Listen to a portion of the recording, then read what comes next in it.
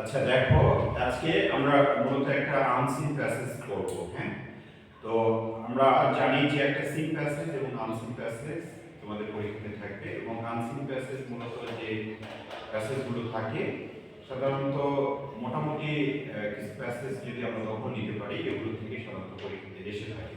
ঠিক আছে, তো সেই রকম একটা আনসিন প্যাসেজ, এই প্যাসেজটা একটু গুরুত্বপূর্ণ, একটু লক্ষ্য রাখি। দেখো, statistics show that about 350 million people speak English as a first language and another 300 million use it as a second language. আচ্ছা, স্ট্যাটিস্টিক্স মানে কি? পরিসংখ্যান, তাই না? তাহলে আমি ভিন্ন অর্থ করছি। দেখো, স্ট্যাটিস্টিক্স শো দ্যাট অর্থাৎ পরিসংখ্যানে দেখানো হয়েছে যে পরিসংখ্যান দেখায় যে অ্যাবাউট 350 মিলিয়ন পিপল, মোটামুটি 350 মিলিয়ন লোকজন স্পিক ইংলিশ, ইংরেজি ভাষায় কথা বলে অ্যাজ আ ফার্স্ট ল্যাঙ্গুয়েজ, প্রথম ভাষা হিসেবে। আচ্ছা, প্রথম ভাষা হিসেবে যারা কথা বলে, সাধারণত ফার্স্ট ল্যাঙ্গুয়েজ হিসেবে যারা মানে ইংলিশে কথা বলে, তারা সাধারণত এটা মাতৃভাষা হিসেবে সাধারণত এই ভাষাটাকে আমরা, যেমন আমরা ফার্স্ট ল্যাঙ্গুয়েজ হিসেবে আমরা কোন ভাষাটা ইউজ করি? বাংলা ভাষা, তাই না? আচ্ছা, তেমনি ইংলিশ ল্যাঙ্গুয়েজটা ফার্স্ট ল্যাঙ্গুয়েজ হিসেবে ব্যবহার করে মোটামুটি 350 মিলিয়ন পিপল, হ্যাঁ, and another 300 million use it as a second language, এবং অন্য যে 300 মিলিয়ন লোকজন আছে এটা দ্বিতীয় ভাষা হিসেবে এটা ব্যবহার করে। যেমন আমরা কি মানে অফিস আদালতে এইটা এই ভাষাটা কোন ভাষা আমরা ইউজ করি? ইংলিশ ভাষা, তাই না? Common language. ফরেনারদের সাথে কোন ভাষায় কথা বলি আমরা? ইংরেজি ভাষায়, তাই না? এটা কি আমাদের সেকেন্ড ল্যাঙ্গুয়েজ হিসেবে এটা আমরা ইউজ করি, যেটা ওয়ার্ল্ড ওয়াইড চলে, সেটা কমন ল্যাঙ্গুয়েজ। সেই কমন ল্যাঙ্গুয়েজটাই হচ্ছে কি? ইংলিশ। ক্লিয়ার? আচ্ছা, একটু লক্ষ্য রাখি পরের অংশে। It is the official or semi official language, এটা হচ্ছে দাপ্তরিক অথবা আধা দাপ্তরিক ভাষা, অর্থাৎ সরকারি এবং আধা সরকারি এটা ভাষা ইন মোর দেন 60 কান্ট্রিজ, 60টার অধিক দেশে এটা দাপ্তরিক অথবা আধা দাপ্তরিক ভাষা, and of many international organisations, এবং অন্যান্য অনেক যে প্রতিষ্ঠান আছে, অর্গানাইজেশন, সংস্থা আছে, এই সংস্থাগুলোতে যে ভাষাটা চলে সেটা হচ্ছে ইংলিশ। ক্লিয়ার?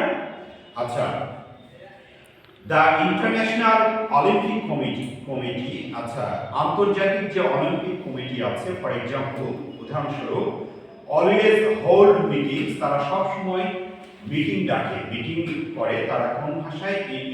ইংলিশ ভাষায় তারা এই মিটিংটা করে, কারণ এখানে সমস্ত দেশের পার্টিসিপেন্টসরা অংশগ্রহণ করে, তাই না?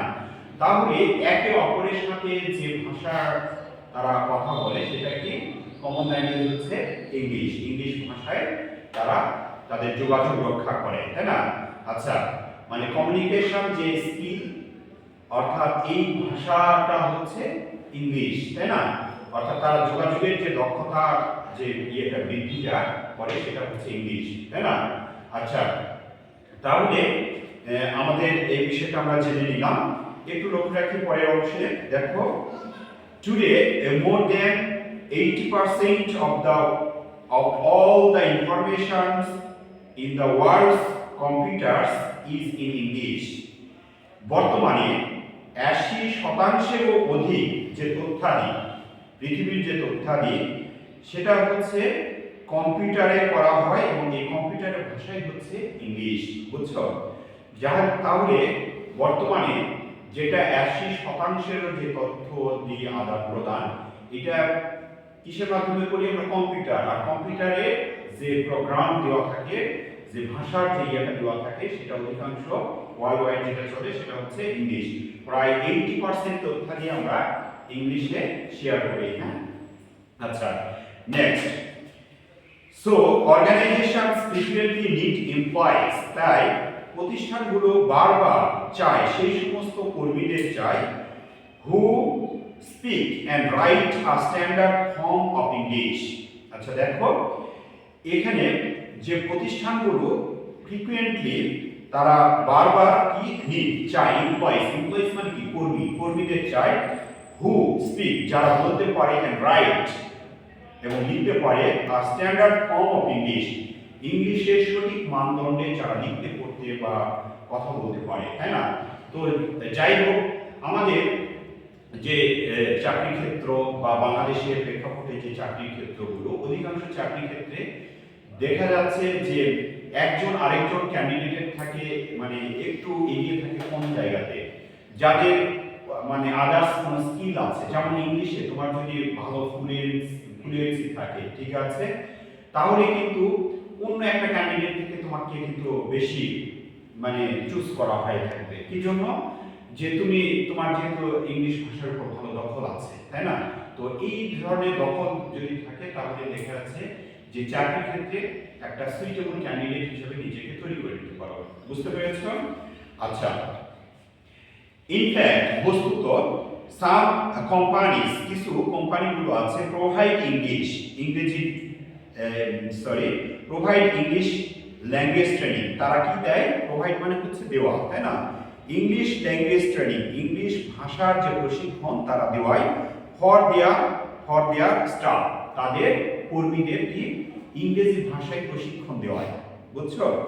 একজন মানে একটা কোম্পানিতে নিয়োগ হইলে সাধারণত কোম্পানিগুলো ব্রিড করে কোন দেশে, বাইরের দেশের সাথে, এবং তাদের যে ব্রিডিং মেথডটা সেটা সাধারণত ইংলিশ ভাষার মাধ্যম দিয়ে হয়, এবং এই জন্য তারা ইংলিশ ভাষায় প্রশিক্ষণ দেওয়ায়। ইট ইজ দেয়ার ফর, অতএব লিটল ওয়ান্ডার দ্যাট, খুব কমই আশ্চর্যের বিষয় যে জব অ্যাডভার্টাইজমেন্ট অর্থাৎ চাকরির যে বিজ্ঞাপনগুলো নাওডেজ বর্তমানে অফেন আস্ক ফর, চাকরির যে বিজ্ঞাপনগুলো, এই বিজ্ঞাপনগুলোতে চাওয়া হয় গুড ওয়ার্কিং নলেজ, একটা দক্ষ জ্ঞান সম্পন্ন কর্মীকে চাওয়া হয় অফ ইংলিশ, ইংলিশ ভাষার দক্ষ জ্ঞান সম্পন্ন কর্মীকে চাওয়া হয়।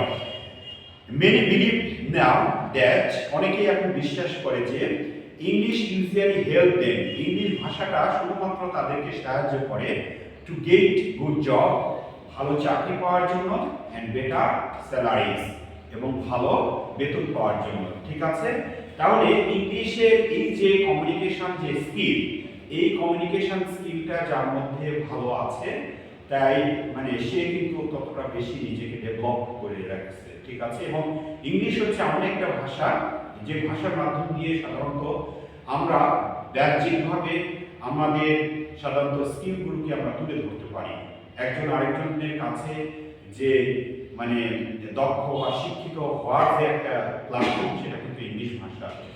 মানে সাপোজ তুমি একজনের সাথে, অপরিচিত একজনের সাথে কথা বলতে গিয়ে যদি এই ইংরেজি ভাষা যদি ব্যবহার করে যদি কথা বলো, তখন কিন্তু ওই লোকটা ধরে নিবে যে না মানে এই লোকটা শিক্ষিত, তাই না? কিন্তু তোমার মধ্যে যদি গণিত বা অন্যান্য কোনো ভাষার যদি দক্ষতা তোমার মধ্যে থাকে, কিন্তু ওইটা কি তোমার স্পিকিং ল্যাঙ্গুয়েজের মাধ্যমে কি ফুটাই বলতে পারবে? পারবে না।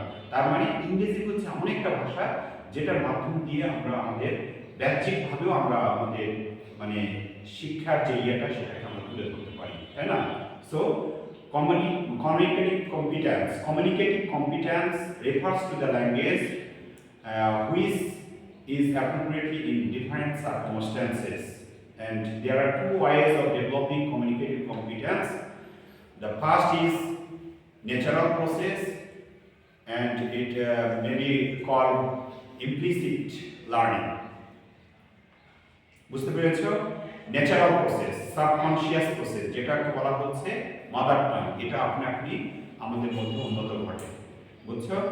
আর মানে এটা ন্যাচারাল প্রসেস, অর্থাৎ আপনি এটা উন্নত ঘটে। মাতৃভাষা যেটা আমরা মাদার টাং, বাংলা ভাষা, এটা কি আপনি উন্নত করছে না?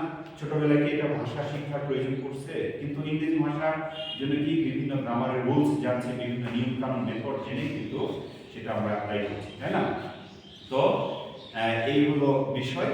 তো এটার উপর যে বিষয়গুলো আছে সেগুলো আমরা একটু দেখার চেষ্টা করব। হ্যাঁ, যে প্রশ্নগুলো আছে সাধারণত এমসিকিউ, তারপর কি থাকে অ্যান্সারিং কোশ্চেন, তারপর থাকে সামারি থাকে, এই বিষয়গুলো আমরা দেখব। হ্যাঁ।